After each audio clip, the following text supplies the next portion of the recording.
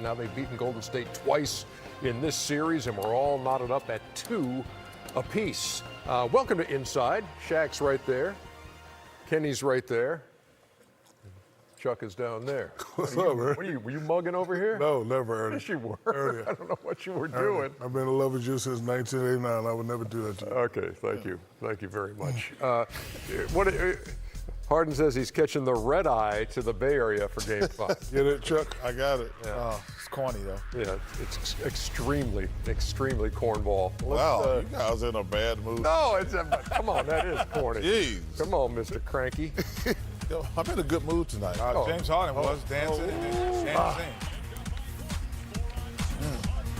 And then you got Durant's elbow on top of Harden's noggin.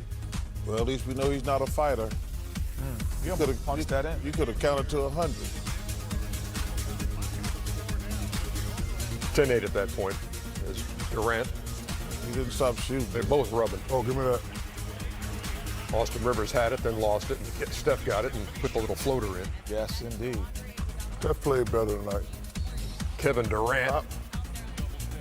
And then he makes it look Steph-less. 30-point game for Curry, his second 30-point game of these playoffs. Harden pulling up. Ooh.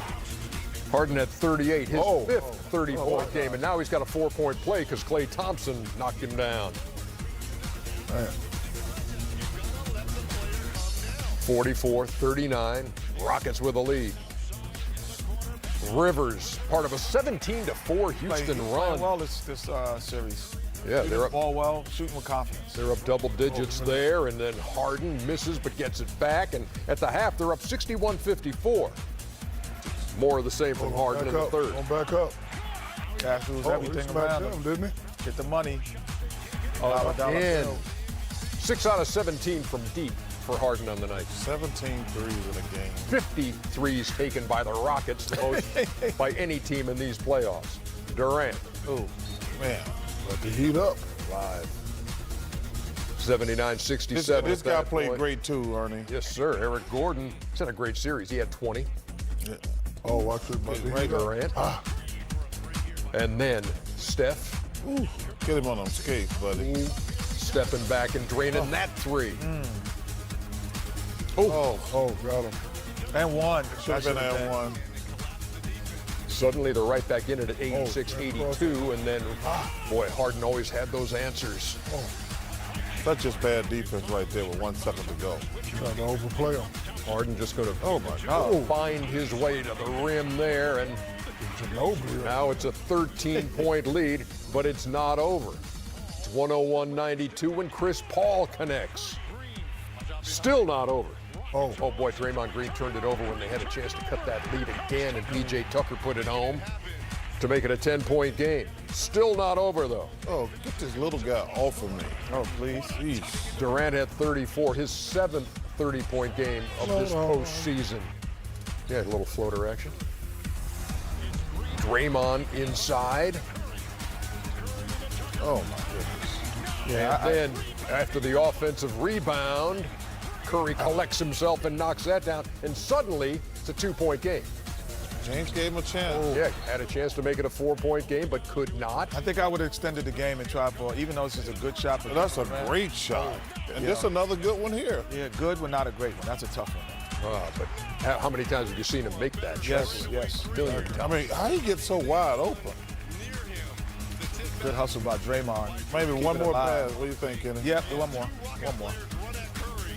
Chris Paul collects the rebound, and Houston collects the Game 4 win, 112-108. Again, 12 straight home wins. But Golden State's got the home court in this series. They'll have Game 5 Wednesday in Oakland to break the 2-2 deadlock. Here's Mike D'Antoni. But on the offensive end, he was really huge and came up with a big rebound again, and just battling. And Durant was super, but PJ's battles, and he got in a little foul trouble. But other than that, he was super again.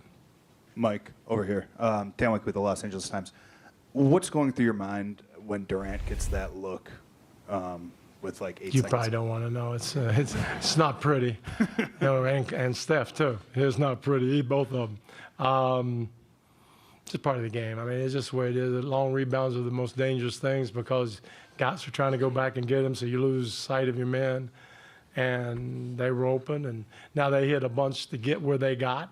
So probably the law of averages got caught up a little bit, but they are very capable of hitting that. And obviously, that's a tough moment. From way downtown, as they say, and 17 for 50 tonight for the Rockets. Golden State put 33 of those things up and only hit 8. And the Rockets win Game 4. And now, what are you looking at with that look of? It looks like a look of disgust, or it may be a look of just astonishment on your face. That's just so many threes, and it's just so streaky. And you just wonder how many times they can go to the well. And it's just going to be a great series.